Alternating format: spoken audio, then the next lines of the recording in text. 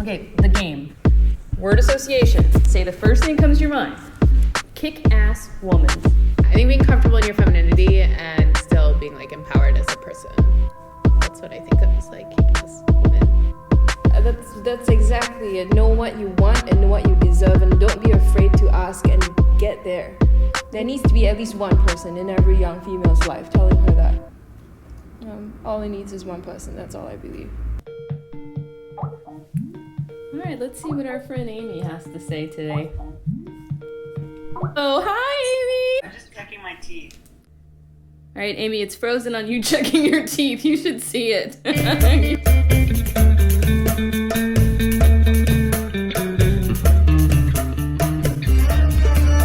You're a lady journalist and you go to war zones. Isn't it more difficult for you to do your job as a woman? It was more nuanced and more interesting as a woman because I worked in Afghanistan, a country which is very conservative, very traditional. I mean, I was the only woman in a bureau of 17 men.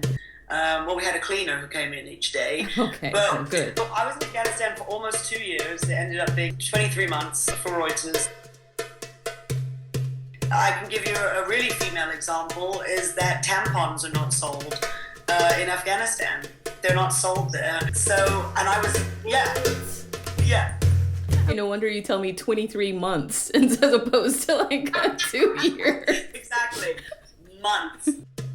Whoa, Amie, why are you going someplace that's so hard to be a woman and, shouldn't you just avoid it? I mean, my approach is I don't want to ever avoid anything because of my gender. I mean, to me, it's not important. It shouldn't be important. Unfortunately, it is a burden and there are all these obstacles.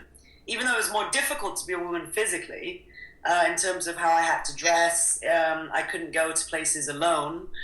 But I got to interact with the women of the society, of Afghan society, and I got to show their stories in a way that male journalists never have access to. And that's something that female journalists can offer the world, is they have access to half of society. So, Amie, we met at Stanford. Tell me about the project you're still doing, Sahar Speaks. So basically, I developed this project while I was at Stanford to mentor, give training, and publish the work of Afghan female correspondents. There's 2,000 Afghan female correspondents in Afghanistan, and not a single one of them works for an international media outlet. Not a single one of them has their stories out there for the world to read. I think this is a tragedy. And they actually thank me. They're like, this is exactly what we've needed. The Americans have been here for 13 years, yet we've never even published a piece in an American outlet. I mean, that's crazy. And hundreds of Afghan men have. Amie, is it a secret about going to Afghanistan and finding romance? I can tell you, reporting in Afghanistan, I always called it high school with bombs. I mean, really, it was seriously all the foreigners who live in Kabul. It was a very small, tight-knit community, and we all knew each other, and it was like being in high school. Men in Afghanistan, the foreign men, are not allowed to date Afghan women. So they're all ours. No, you really have your pick. But you found love in Afghanistan. There's a cat behind you. It's Freddie. Oh, where is my baby? King Frederick. It's weird for you to be a war reporter so obsessed with cats. Why did you go to Ukraine? I went to Ukraine because, I speak Russian and I'm very interested in the region. It's the biggest story in that region since the fall of the Soviet Union. It was like a burning necessity that I had to cover it, and it's a shame. It's a deep shame what's happened. And it is because of Putin's government, yes. Well, I did see the toilet paper. Do you have some? Oh! Do you want to see it? Of course. So you can wipe your ass with Putin. This is sold on the streets of Kiev. I just covered the largest Jewish pilgrimage in the world. 20,000 Jews, mostly Hasidic Jews, go to the central Ukraine every year for this huge pilgrimage for New Year. And I was one of 3 women I spotted there.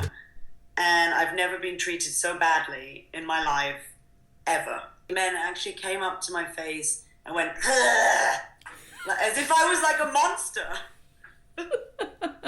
I just kept kept trying to explain I was a journalist. I was like, I'm a journalist, like it doesn't matter. And they were like, but you're a woman, as if I had said like I was some kind of like plague infested beast.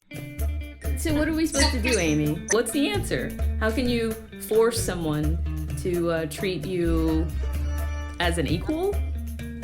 As Estelle Friedman told me, my hero, the professor at Stanford, doing well is the best revenge. Just do well, do your work well, do a really good job, and hopefully at the end, the men won't notice anymore that you're a woman. No, I mean that they might notice you're a woman, but they're not gonna see you as less. Amie, I'm gonna talk to you later, but thank you so much for the interview. Amie, Freddie's coming in. Okay, he's coming in. Freddie! Come on, Fred. Come on, Freddie. hello, King Freddie. Oh, There's a Russian cat. Russian. Oh, and all the Russian men in my office thought I was a witch. They thought I was so cruel when I got him spayed. And they were like, bull cutter, man hater. Because I got Freddie's balls chopped off. Thank you, Amie, for talking to me for so long. But thank you. It was so lovely to chat. Bye, Amie. Bye. Big hugs. See you later. So that was our friend Amie Ferris-Rotman, and she's nuts, but the good kind of nuts.